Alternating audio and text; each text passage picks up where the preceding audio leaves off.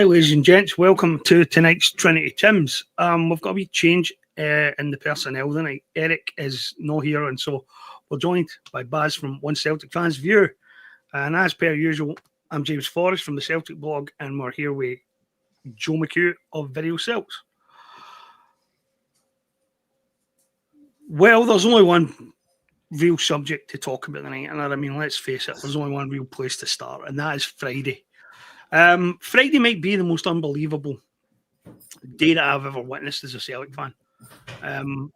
To get up in the morning and read that the manager had been attacked in the Sun, third hand, it has to be said, and they still botched it, was bad enough, and I was already in a pretty angry place when I read that. And then early evening, to get Celtic's deranged statement. It was the kind of day that if the Ibrox Club had done it, would have gave us all material for weeks, if not months. To see your own club doing it to itself is pretty extraordinary.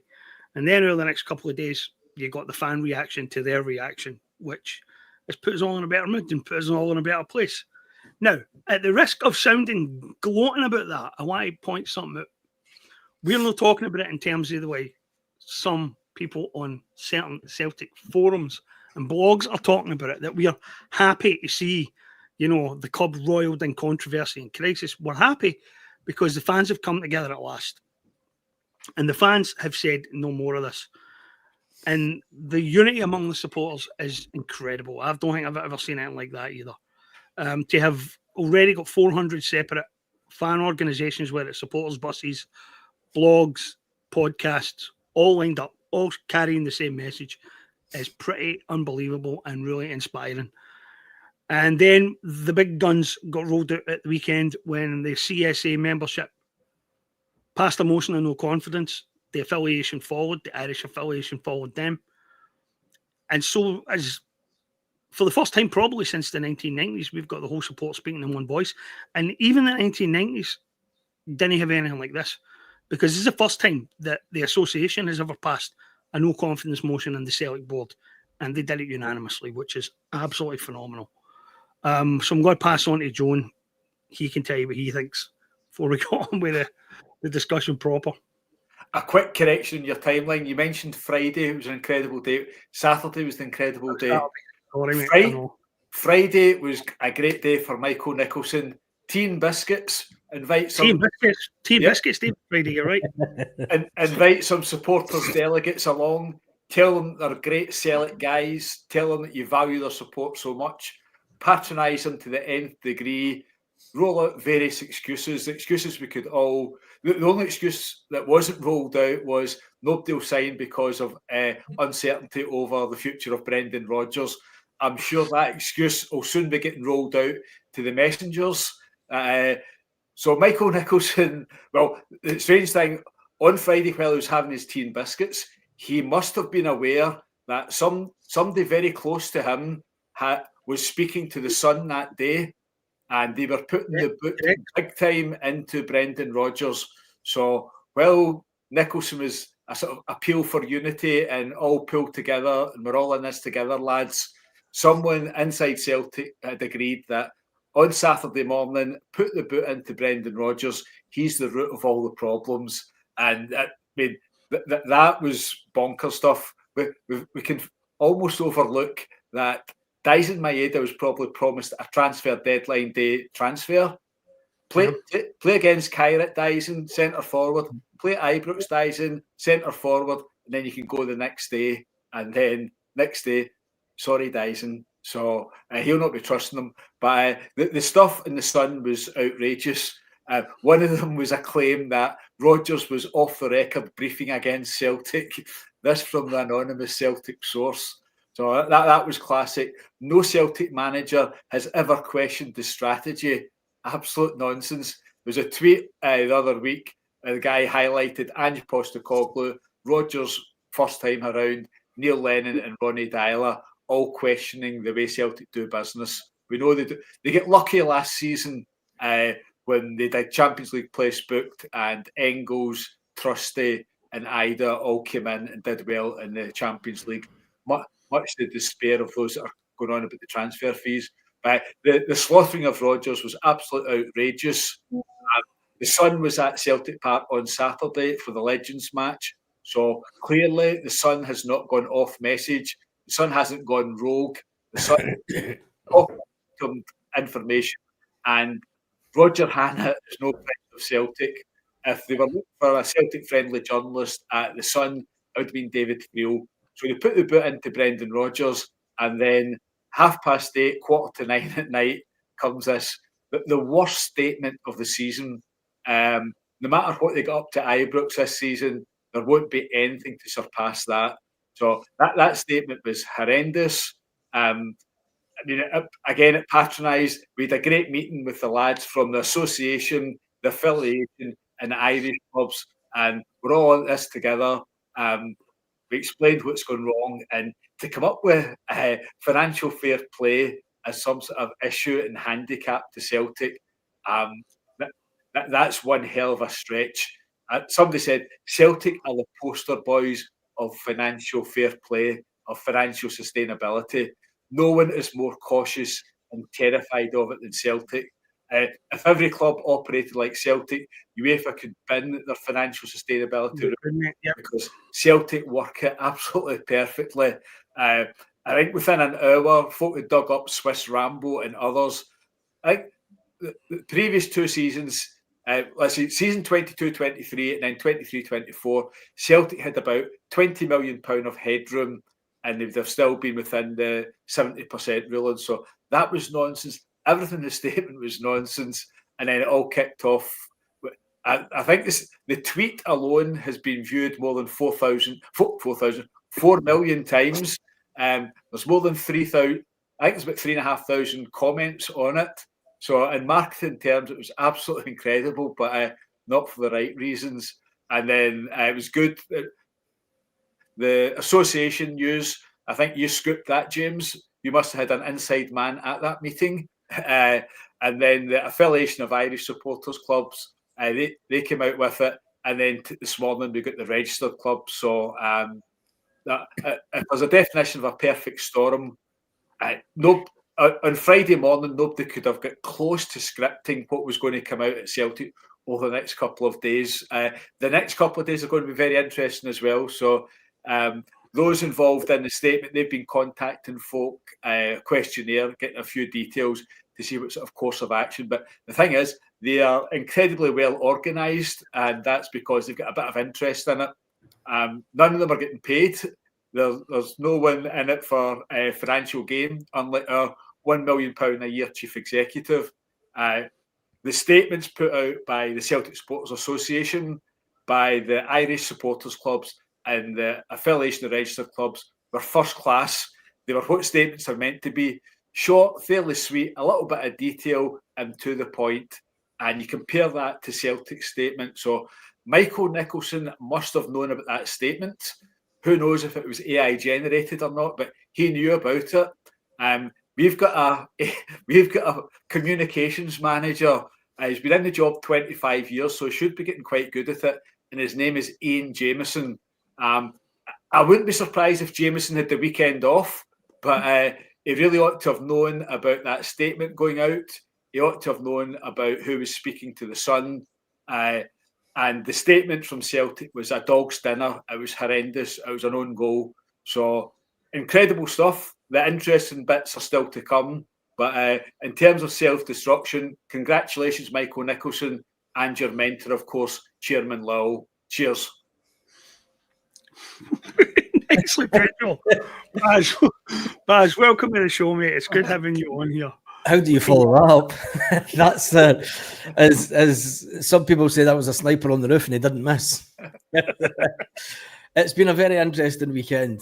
It opens up lots of conversation, and it'll be interesting to see what the outcome of the meeting is on Wednesday.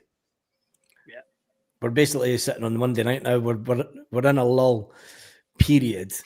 It's as if we're going into battle at this point, and the generals are sitting amassing the troops and they'll see us as the Indians, whilst at Celtic Park they're getting the wagons circled and they're bringing in everyone that they can that is of a friendly nature to make sure that the modern day battle that's done through PR and social media, because you've got to remember, Celtic say that the fan media are part of the problem, that we don't put out the correct information. Sometimes the fan media that go to Celtic Park don't even acknowledge that they've been to Celtic Park. So it's going to be an interesting few days, and whatever happens on Wednesday, I just hope that over the next week, you've got the big day on Wednesday, whatever comes out of that, and then there will be a player put up to be told to speak to the media on Thursday, and then Friday it'll be Brendan Rodgers' turn, and that I will predict that will be a 23-minute Celtic video, and 22 minutes of it will be about what's happening just now and nothing to do with the game this weekend. That's my Mystic Meg moment of the week. I think you're probably right, mate. And they're going to replay Brendan's comments for a couple of weeks ago over and over again. This is a board that bleeds Celtic. Yes. Although perhaps not in the context that a lot of people think he meant. Yeah. Yeah.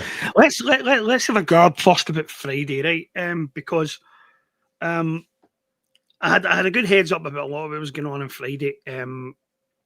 And what I thought was interesting about it was the way the Celtic statement on Saturday tried to spin it, that there had been some kind of like consensus reached and everybody was happy with what they heard and everything had been properly explained. And then one after the other, the organisation said, no, we're not happy. Because that's one of the things that wasn't in the association statement.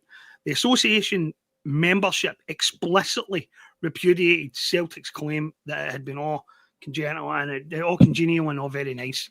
Yeah. And since then, all three organisations that went there all refuted that it was resolved and that everything had gone nicely and Celtic and them had come to understandings and whatnot. Really incredible. It reminds me a lot of that fan forum meeting that we heard about where Michael Nicholson was supposed to have talked about meetings that had taken place between various groups who were in the room and they were all like, that's not what happened. What means? We weren't at any means.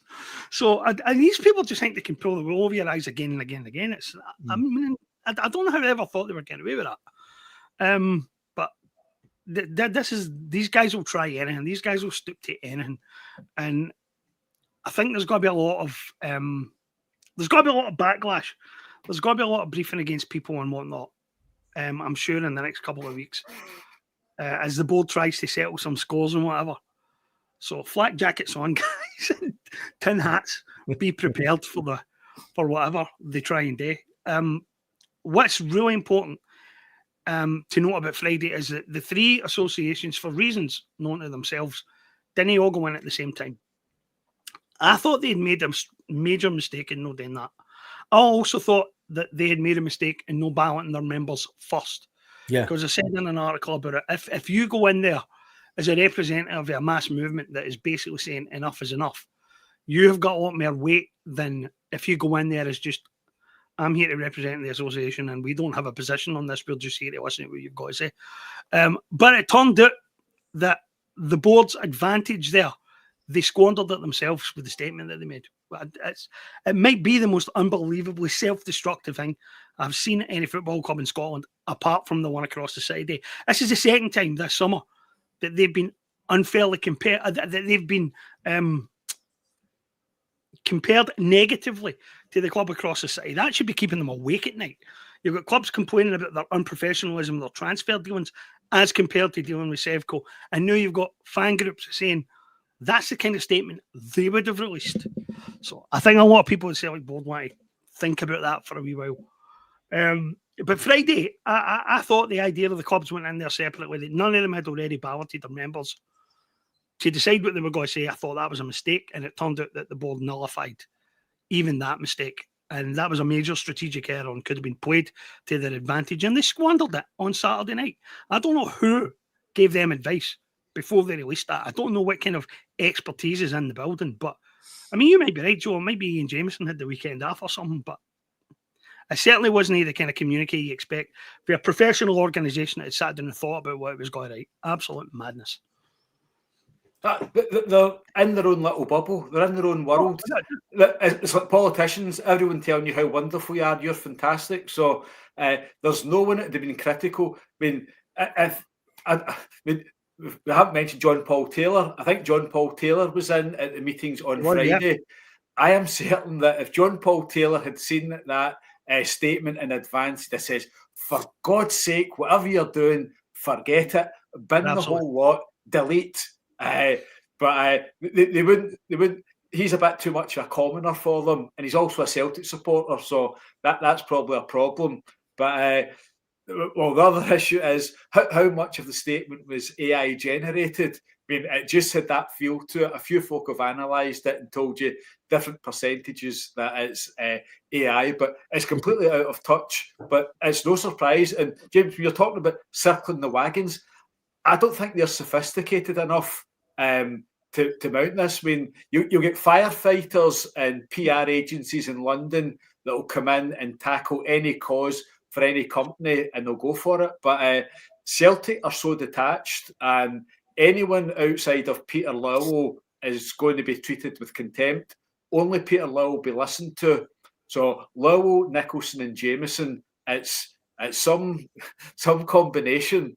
They've got no reality among Celtic supporters. They've got absolutely no humility. I mean, everything in that statement was about how all these others, social media, legacy media, other clubs, agents, players, UEFA, everyone had it in for Celtic, and they tried their best. They were working non-stop to get things done. So I don't think they're sophisticated enough, unless Dermot Desmond gets on the phone and says, I hear there's a wee bit of difficulties.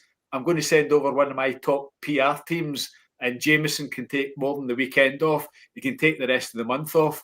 But I don't think they're clever enough to know how to deal with things. I mean, one instance of that was back in May after the game at Ibrox, when they put Vils Sinisalo up the following Friday to the media. So he had a good game at Ibrox. That was quite good. But it all went wrong when he was asked about what happened to him at Ibrox, and he told them about 30 to 40 missiles had been thrown at him. So that's how out of touch they are. So if you were smart, you might have realised there's a small possibility that Sinisalo might be asked about objects thrown at him during the Glasgow derby. I mean, I don't think he was set up for it. It wasn't a roundabout way, and he just came and talked freely about it. So I'll be interested in what player. I suppose it'll be one of the new signings.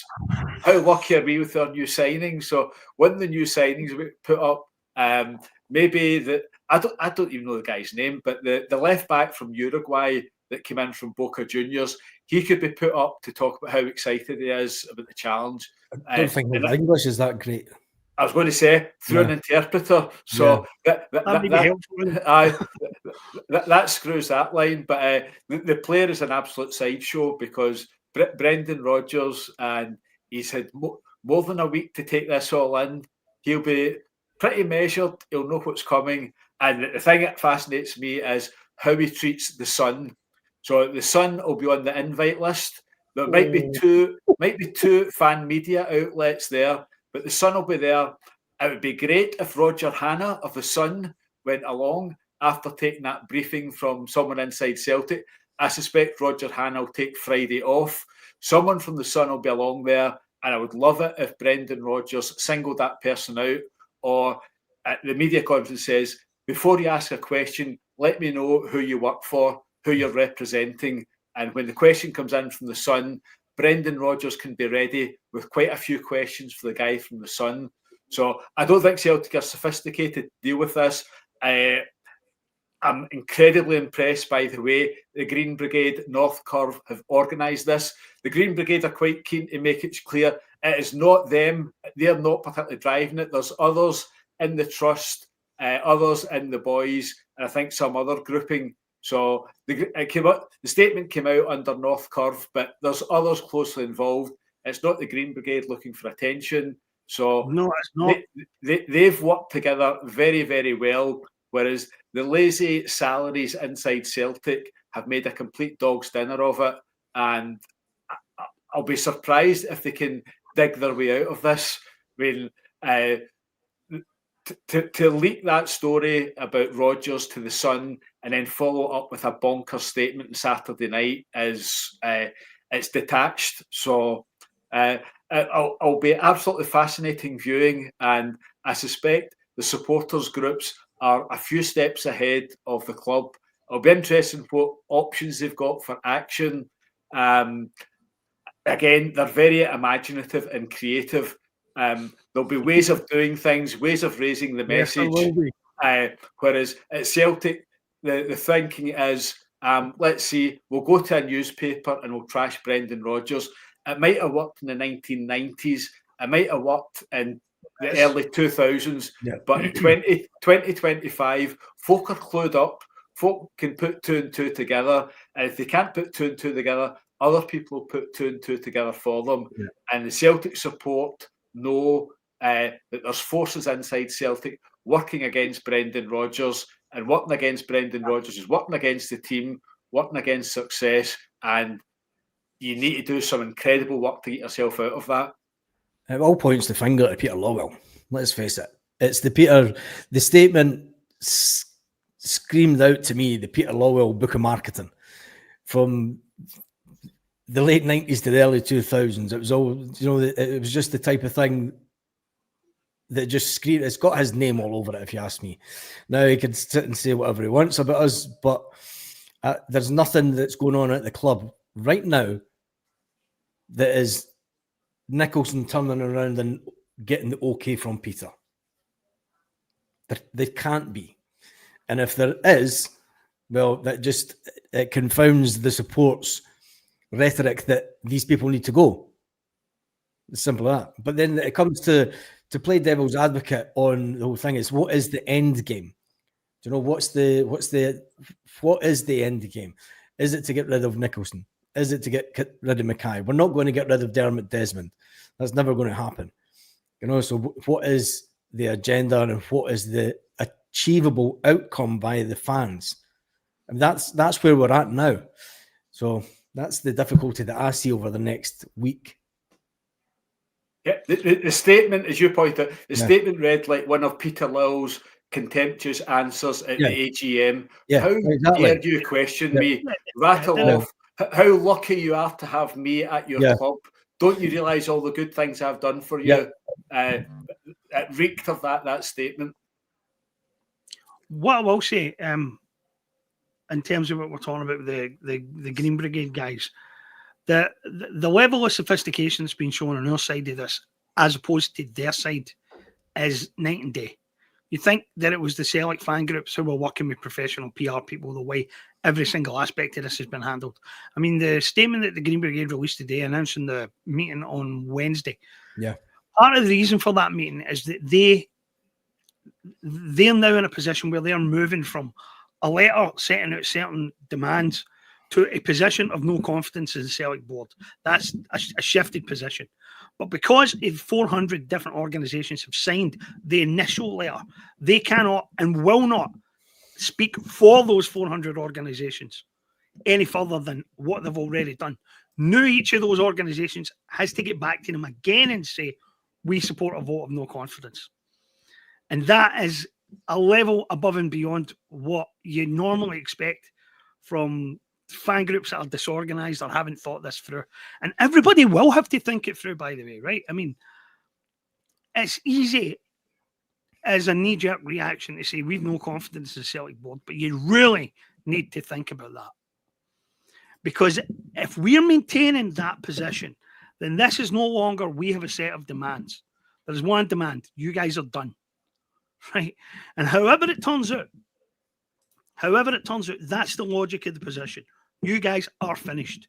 You guys don't have a legitimacy. You don't have a mandate any longer. You're over. And so we're going to transition this club for a new phase, for the one where you're in it to one where you're not in it. And that phase, by the way, will take time. And fans will need to be understanding about the fact that it could take a while. That it could take... we need an executive directorship at Celtic to run things right. But these people should be looking for their replacements right now. They should be.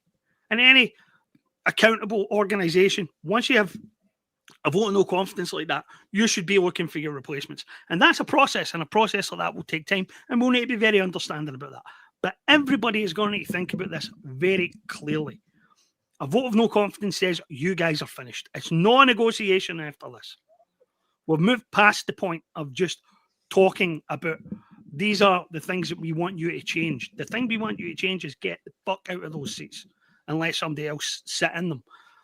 And that's the difference. And the Green Brigades grasp that difference straight away in all its various nuances. And the meeting on Wednesday will be really interesting. Everybody who buys into this will need to know and will need to understand clearly that that is what they are doing. That this is not about any longer reform or get out. It's about get out and then we'll reform. And that is a different ballgame. Joe. James, don't give away too many secrets. That's hard. The Celtic board view the Green Brigade as a bunch of wee diddies with Palestine flags and pyro. So it'll come as a shock of their life that there's a bit more sophistication behind it. And I'm remembering, I think it was Matt McGlone on possibly the Celtic Exchange, but he was getting asked about the events of 1993, 1994. And I think it was I'm pretty certain the guy called Hugh Pym, who was the ITN Scottish correspondent at the time. And he I think he made contact with Matt McGlone and says, who is it that's doing your PR for you? He says, nobody, we're doing it.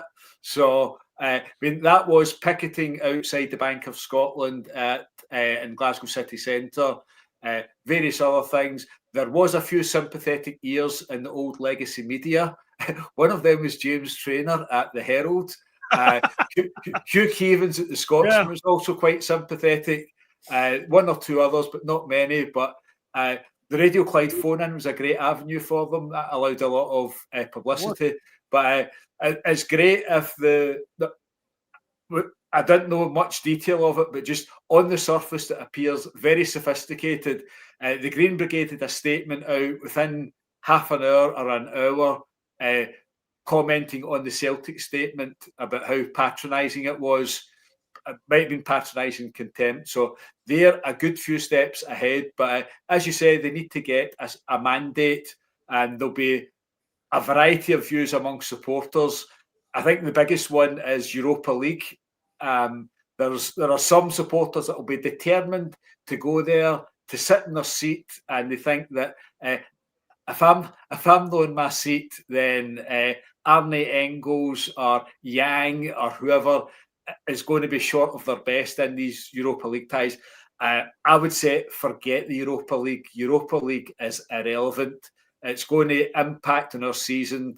A year ago, we would have been a great Europa League team. We are now an average Europa League team. Out of 36 teams in the Europa League, I would think we are somewhere about 24, 25, 26. And it's really not worth the bother, either for supporters to be paying money or for the players to be exerting themselves.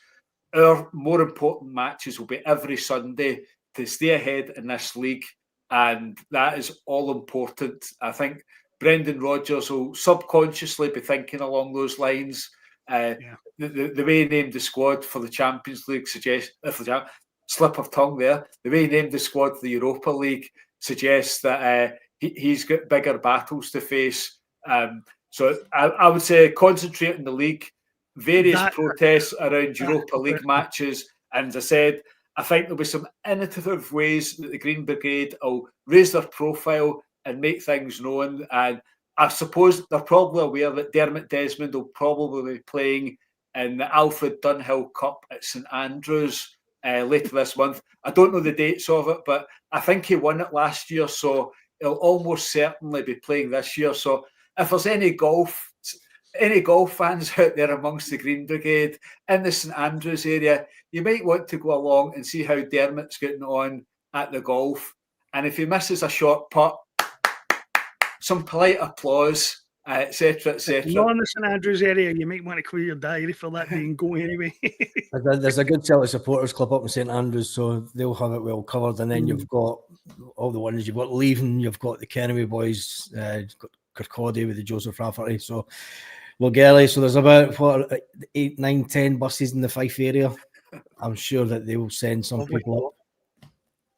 Yep, so what do you there's think? options, but the Green Brigade they're sharp and alert to it, going by their public, but their Twitter content so far. So I'll shut up for a few minutes and let you go on with it, Baz. Hi, Baz. I just want to ask you a question, right? And, Yes. and Joe, you can answer it after them, right? You guys are 100% right. Rodgers should be concentrating on the domestic campaign.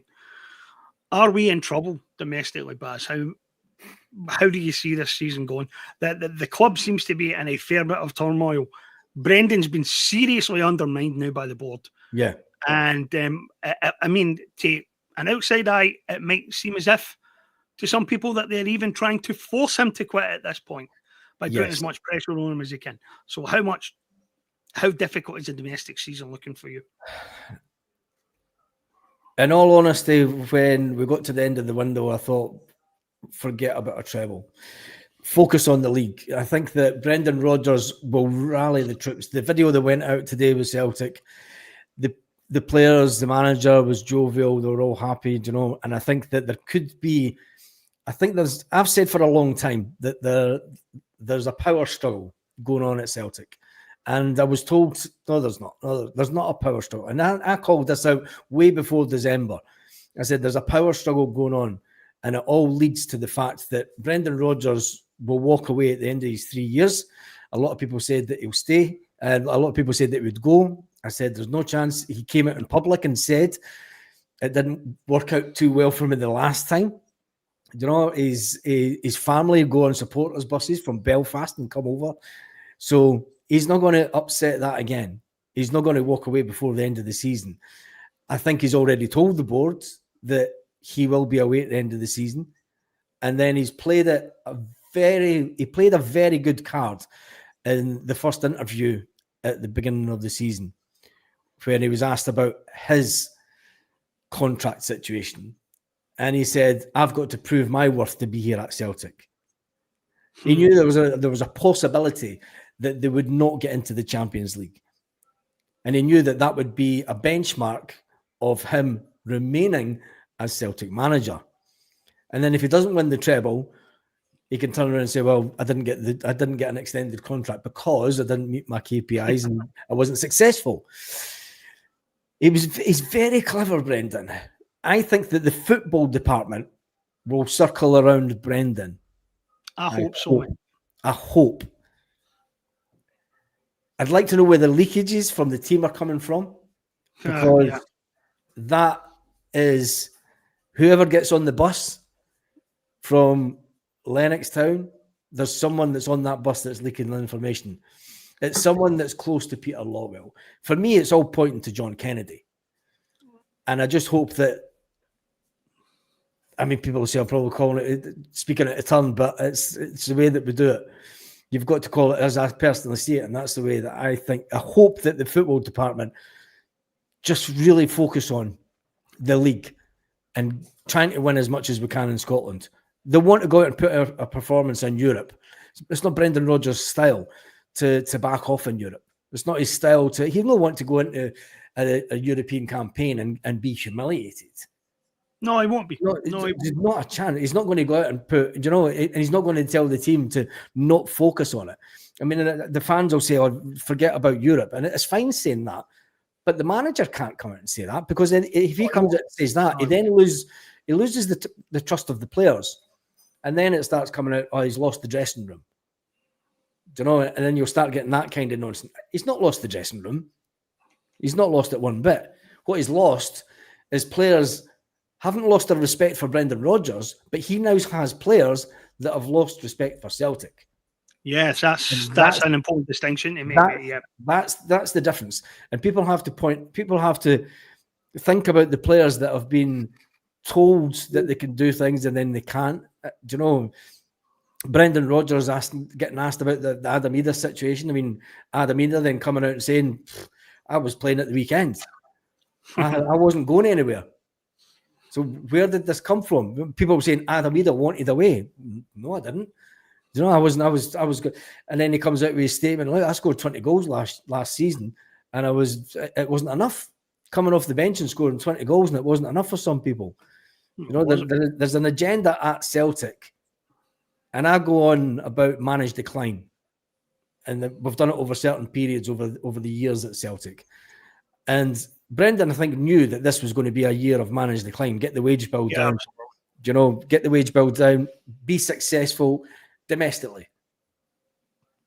A good old Lawwell, you know, we want to conquer Scotland, we want to be dominant in Scotland, and that's why it all rings back to the statement that came directly from Peter Lawwell, if you ask me.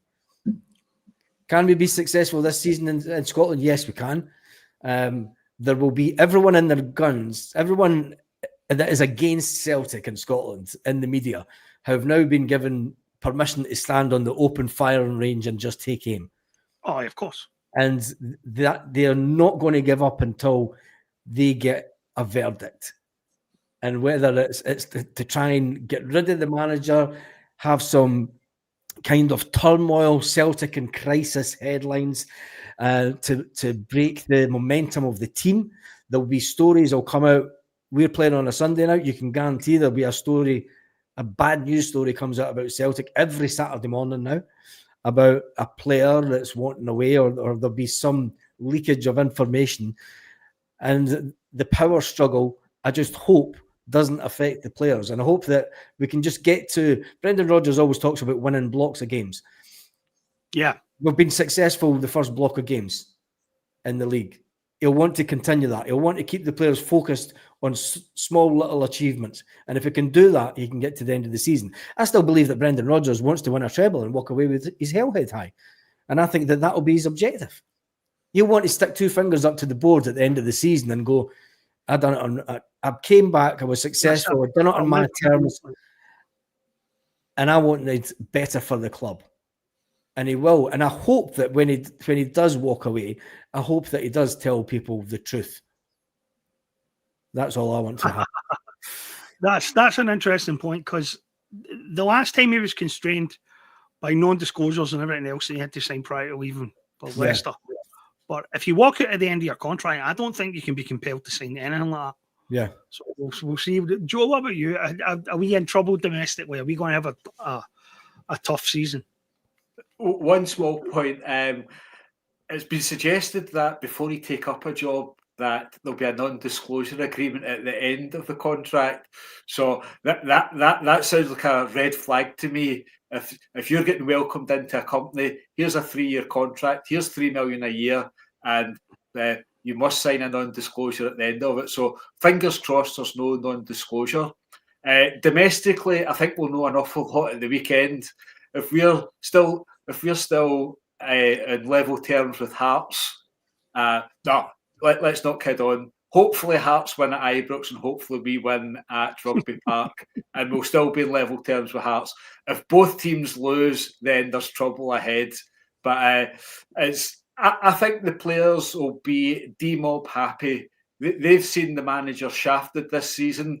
They've seen Dyson Maeda shafted. They've seen Stephen Welsh, Yang, Tillio, etc. And there's probably a few others that we don't even know about.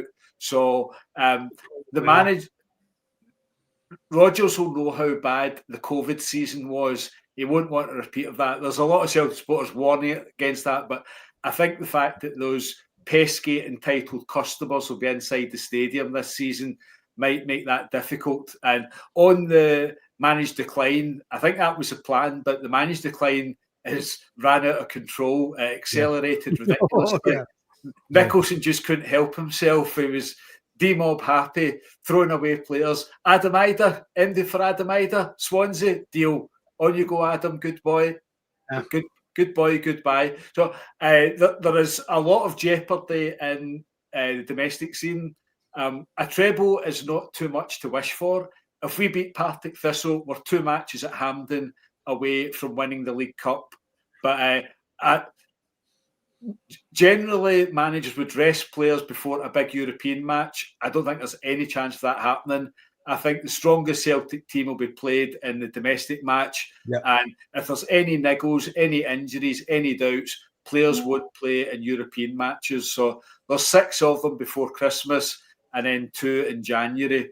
So he doesn't need to come out and state it. He'll go through all the usual stuff. It's a great opportunity, exciting matches. We'd love to go far.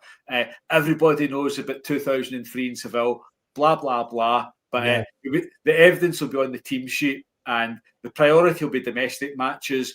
And if we can get a win at Kilmarnock on Sunday, that'll ease things a little bit. The next match is Hibs at home. A fortnight later, there's Partick Thistle in between. And I would think Rodgers and the players have got a bit more strength. They can hold their heads high. Rodgers and the players could walk along any street in Glasgow and they'd be fine. If Peter Lowe or Michael Nicholson wanted to venture out of their bunker, they might get some adverse reaction. Comments only, but I suspect they'll be lying low just now. It will be unpleasant for them, uncomfortable for them. They know that they don't have any presence other than through their messengers. We know who their messengers are. One of them was the guy that started slaughtering Engels, Trusty and Ida straight after the game at Ibrox in January. Adam Ida's left Celtic. Straight after the game in January. Yes. Those guys were getting slaughtered on the day they signed. This is a step outside of the strategy. This is Rodgers in total control. We'll see how it goes. Those players were getting slaughtered from the minute we signed them. On the 3rd of January, in the Daily Mail, you can join the dots. He's no longer at the Daily Mail, but he compared Adam Ida's performance at Ibrox to a bin bag blowing about the motorway. Trusty and Engels also got it. Nothing's really been said about the 7 superstar signings from Mark Lowell in the summer of 2023, but it's fair game to have a go at guys that succeeded in last season's Champions League. But I think the players will know the script. The Celtic will be desperate to sell them all. We know that. So their agents will get plenty of advance warning. Get a transfer in January. If you can't get a transfer in January, get a transfer next summer. Next summer is going to be horrendous, but there's an awful lot to happen before then. And hopefully the players and the managers got them galvanised and says the best way that we can answer those inside the club that are undermining us is to go out there and win every weekend, get this league won, and then that's our legacy. So the project manager, possibly with Neil Lennon coming in next summer as director of football, they can go on with trying to win next season's league. Hopefully Rodgers and the players will sign off with 5 in a row. Yeah. Joe, I'm assuming you saw the chat about Stephen Robinson. What did you make of that? The idea that a good Scottish manager to come in and somebody who understands the transfer market because he bought Bojan Majowski when he was at Aberdeen, apparently. It's proof of genius. You get names, you said Stephen Robinson. He's the Irish St Mirren manager. Oh, sorry. Oh, Jim Goodwin. Jim, sorry, I'm having one of these next. Jim Goodwin. Having one of those next, guys. Yeah, I know. Confused everybody there. Everybody was like, when was this? There'll be loads of names. I'm waiting for Mark Wilson to be thrown up. Mark Wilson's got Thistle doing quite well. If they can show up against Celtic in the league. This is a narrative. It's not good enough for them to tell us that Rodgers is failing and that Rodgers is doing stuff wrong. Sooner or later, these people need to start drip feeding into the public consciousness why they're going to go for a certain type of manager next.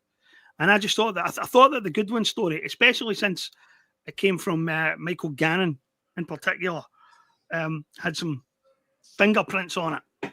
And it's not the first time I've heard that suggestion. Michael Gannon's away with the fairies.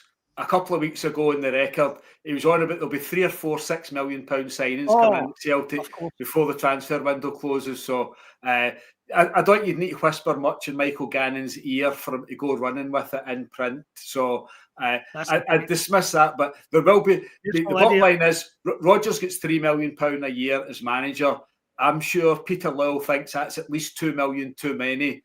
So £1 million is plenty to be paying for a full management team in the SPFL to stay ahead of their old firm business partners. So if it's Jim Goodwin, if it's Stephen Robinson, if it's Mark Wilson, Scott Brown, Sean Maloney, they'll be getting nothing like the salary that the current manager's getting. So it will be interesting. We're aware to look out for it. But as you talked about the stories on a Saturday, in the olden days that would have mattered because folk would have bought the record in the Sun, and players would have bought the record in the Sun on a Friday night or Saturday morning to see what's going on. But they just need to look at their phone now, and they're getting umpteen messages and the old-fashioned smear stories and bad news. They don't carry the same weight any longer, but it won't stop them from trying. They'll certainly try it, but it won't have much of an impact. I think what astounded me is that there's 30 people in the social media department at Celtic. I don't believe that one. I don't. And I thought, really? Yeah. It's like, what are they doing? But anyway, it's. I just think that going forward, I hope it doesn't affect the team too much. You know, the Brendan Rodgers is going to get it every single week, and he's old enough and got the shoulders to deal with it. You know, he's got the mentality to deal with the ridiculous questions that are going to come his way that has nothing to do with the game of football that is in question that weekend. But they'll try and chip away each week. And that's the worry, that it rubs off on the team between the second half of this season. Who are we selling in the next window? You know, the next summer gives me the fear, because if that's the level of manager that's going to come in, we have no ambitions to finish last, to qualify for the last 16 of the Champions League. We will never get that. We will never get so close again as what we did under Brendan Rodgers last year. And that's my fear. And every time that we go through a period of managed decline, it takes us, yes, we could still win the title this year. There's a possibility we might still win it next year. But we'll never get up to the heights where we can even try to attempt to get to the last 16 of the Champions League. You know, never mind talking about even trying to do anything in Europa. And I just think if we go for that type of manager, if we reduce what we're going to pay the manager, that's the biggest wake-up fans that they need. Never mind what's going on at the moment. Is look down the line. And maybe there's plenty of managers that come out and say, I'm leaving at the end of the season. They usually do it after Christmas or something. You know, once the transfer window opens up and it's the last 6 months of contract, when players should be sold at the last part of the winter window because there's 6 months left on their contract. Then it will intensify, the pressure will intensify even more at that period. And if we haven't done incredibly well in Europe, which I doubt that we will do, the negativity of the connotation of this focus of the media spotlight on Brendan will be huge. And then that's when things could start to crumble. You know, season of his career by far. This is going to be. And it's Dice Maida looks as if he'll be away the next window. Yang will definitely be away the next window. And it's a case of what other players are going to be away. You know, it's like we have reduced the squad quite considerably over the last 2.5 months. And when you look at it, it's going to be an interesting season, because I think that we've just let them in the back door. And thank goodness that we're a good few points ahead of them, because they will come good at some point. They can't have a bad season all season. You've actually reminded me of something I wanted to ask you to use. Celtic statement. And we've all went through it with a fine-tooth comb, and there is not a single word in there, not one, in support of the manager, not one. The story that Rodgers has been briefed against by somebody inside Celtic, by a senior Celtic figure, is so explosive that it's all the Hacks are going to want to talk about on Wednesday. Yep. So if that story was in any way untrue, the club would have denied it already. The club would have been threatening to sue people at the Sun. The Sun would have been banned from press conferences hereafter. The fact that Brendan doesn't even get a mention in the statement, far less any expression of support, is pretty damned shocking, isn't it? Yeah. Joe, what about you? Well, in the statement that was going on about the nasty mainstream media, but it made no reference to the story about Brendan Rodgers that morning. So it's an interesting standoff because there's some people say the Sun made it up. The Sun makes a few things up. They did not make that up. That is 100% certainty. It's strange that Roger Hannah never asked the Celtic insider, what is the strategy? Is the strategy to do well in Europe? Well, let's pick something up first, because what I thought was the worst thing about the whole thing, and the most gutless thing about it was a Celtic source told our source. So it was done third hand, an anonymous third hand assassination attempt on the manager. That's what was really pathetic about it. The Celtic source didn't talk to Roger Hannah. The Celtic source talked to someone else who talked to Roger Hannah. It's absolutely pathetic. I mean, it's like you've been down the pub and say, "Oh, my best mate just came home from a party and he heard this." Yeah, and really. Yeah. And so whoever the Roger Hannah's source was, is somebody with enough credibility that they could go to Roger Hannah and say, "A Celtic director told me this." There is no doubt whatsoever that came from someone high up inside Absolutely. Celtic. The Celtic chief executive knew about it. The Celtic chairman knew about it. So I hope Brendan Rodgers calls the Sun out. A few folk have highlighted the issue of slaughtering a former Liverpool manager through the Sun.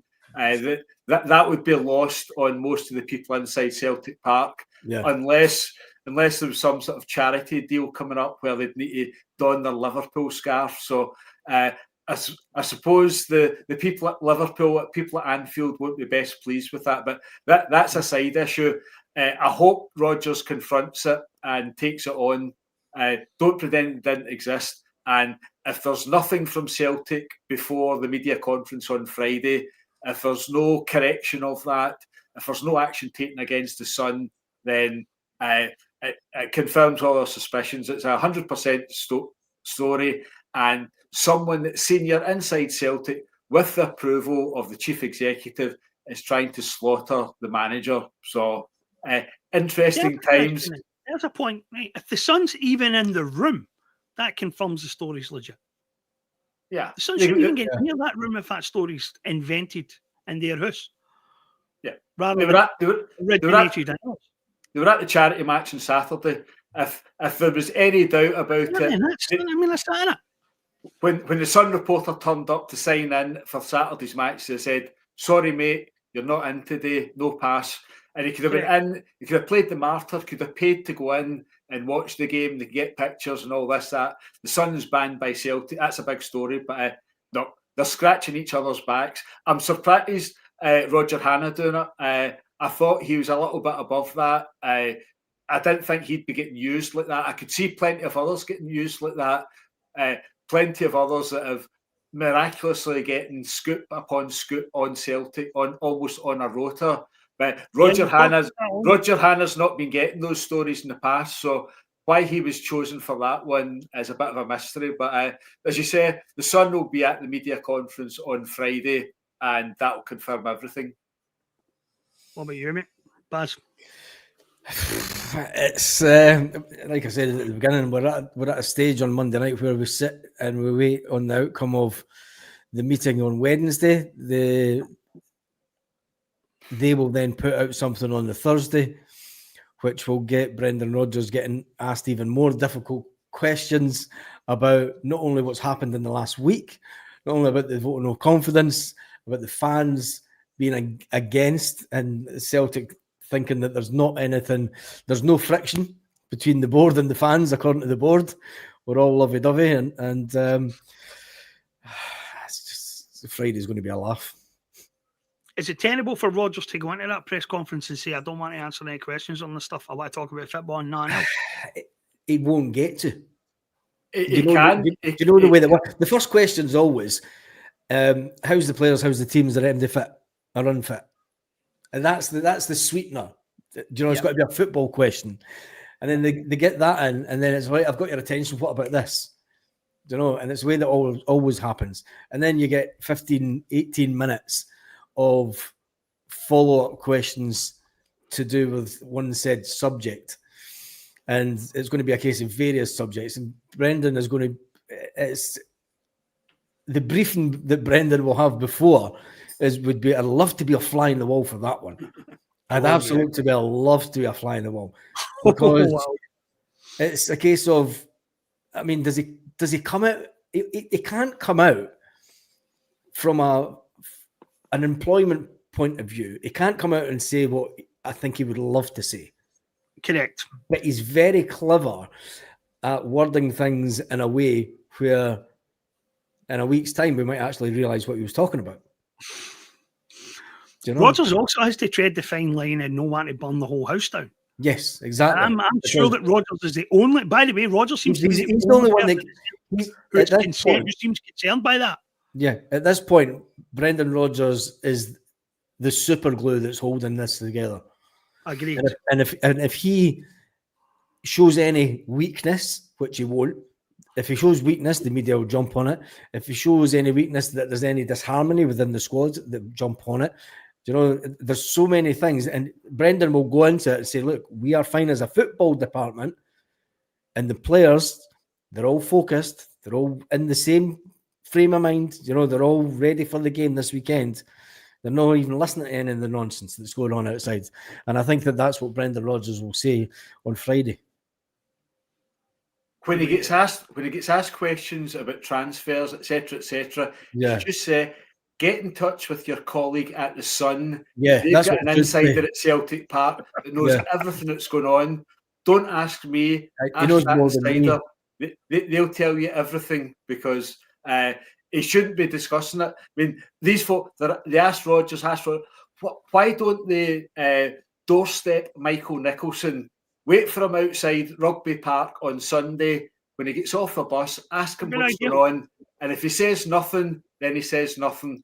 And then after that, it's Firhill, then it's Zagreb. When it's at Celtic Park, he's got to park in the car park. He's got to walk from the car park into the front door. So instead of going round the houses, asking Rodgers questions in 100 different varieties, they all take their instructions from someone inside Celtic. So it's time for them to start asking questions. The manager has been, before and after every match this season, he's been getting grilled on it one way or another. He really should draw a line and just say, ask your colleague at the Sun, he's got the answers, or doorstep Michael Nicholson before the next match. He's got to leave a vehicle, and he's got to go in a front door. Position yourself somewhere in between. You're all journalists. As John Paul Damson of Malmo says, you're smart guys. You know how to get in touch. Get in touch. Get in front of Michael Nicholson. Get an answer from Michael Nicholson, and stop pestering the manager about things that are out with his control. Yeah. You know what Michael Nicholson needs to happen? He needs the BBC to call him up and invite him onto that Saturday night football show that they do. And if he refuses, you just put an empty chair there and say, the Celtic chief executive did not wish to make a statement or join us. And they should do that every single week until he's in that chair. The media's let us down here as well. The media should have been on.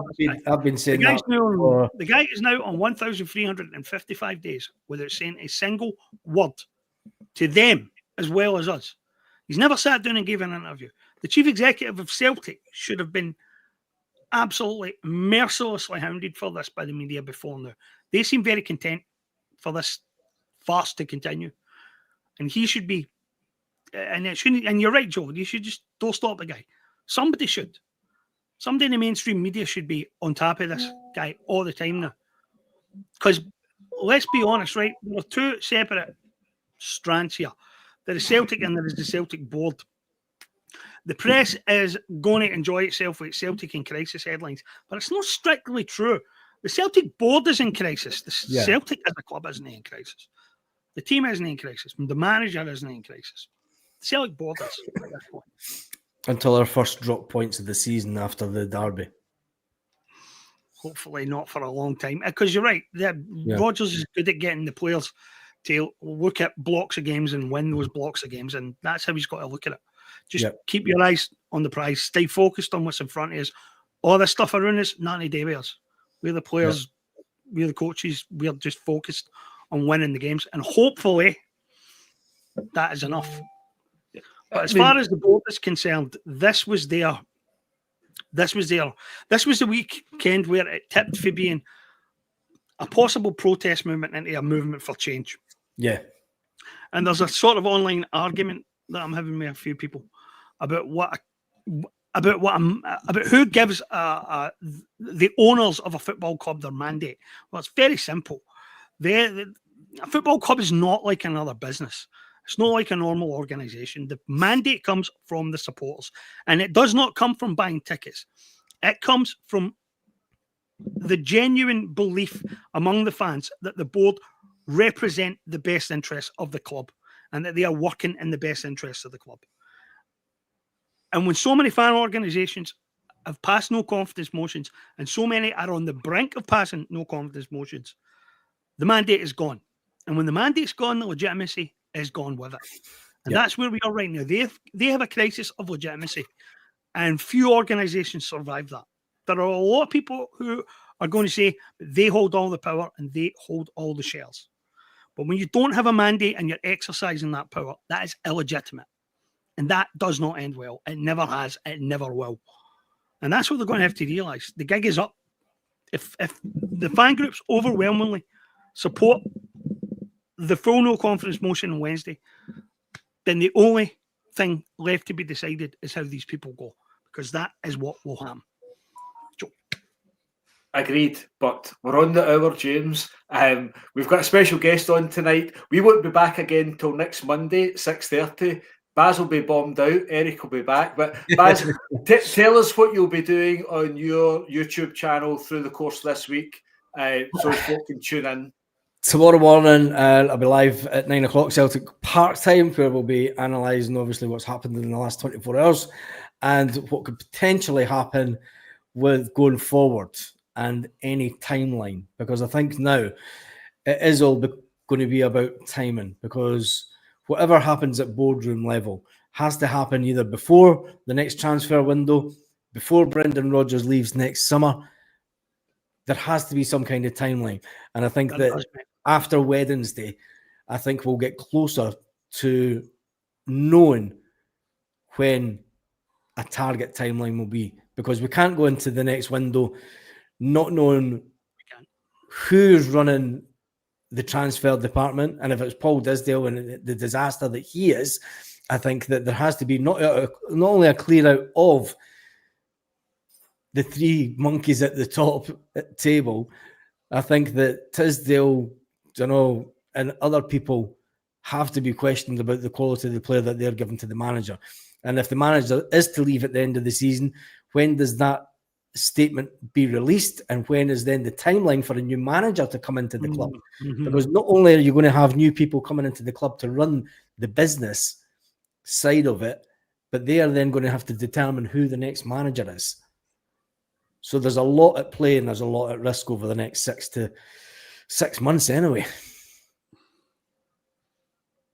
There's no Ange Postecoglou on the horizon, and whoever they're approaching to be the next manager, the first thing they're going to do is phone Brendan Rodgers and say, what's it like there, Brendan? So good luck with that. That's why we're going to end up with Mark Wilson, Jim Goodwin, Sean Maloney, Scott Brown.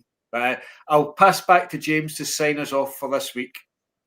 Thank you very much for having me on, guys. It was good of you to come on, mate. Thanks for coming on. Signing off. We have been accused of being the glass half full guys, ourselves and a few others. Joe's got his glass as ever. Mine's is empty. What I think might be the most remarkable thing about Celtic's statement on Saturday is that it made every single one of the points that we've been trying to make for a long, long time. The strategy is regressive rather than progressive. It's to aim low. It's to buy cheap. It's cautious. It is risk averse in every possible sense, except in that it does in fact subject us to massive risks and enormous consequences when it fails, as it has 5 times in a row in qualifiers. I mean, you could not have written a better critique of this board than the one that they issued in their own defence. Every single thing that we said, every single concern we've expressed, they have expressed in full as the stated policy of the club. So when we're talking here about Jim Goodwin's or whomever managers of that being in Celtic's dugout next season, we are not kidding. We are not being alarmist. The club has told you in the clearest possible terms that they consider that an acceptable future. And if we don't want that future, we are going to have to change the course that we are on. And if the board will not do it, then we are going to have to change them. That's where we are. This is, if you love Celtic and you're passionate about the club, and I'm sure all of us are, then we are. It's make a choice time. Unfortunately, it's make a choice time, because the future of this club is either going to go one way or it's going to go another. We either let this board of directors conduct this little experiment to see if it can make Moneyball work with a cheap domestic-based manager and low ambition, or we're going to have to push to make this club everything it can be. But those are our options, because the board has explicitly said this is the plan. We are not exaggerating. We are not being alarmist. They have told us that this is their thinking. And on this, I believe them 100%. We are in a bad, bad place. And we are not going to get there by praying that the rain goes off. We're going to have to do something about it. On that note, I think we're done. Thank you, guys. Thank cheers. you.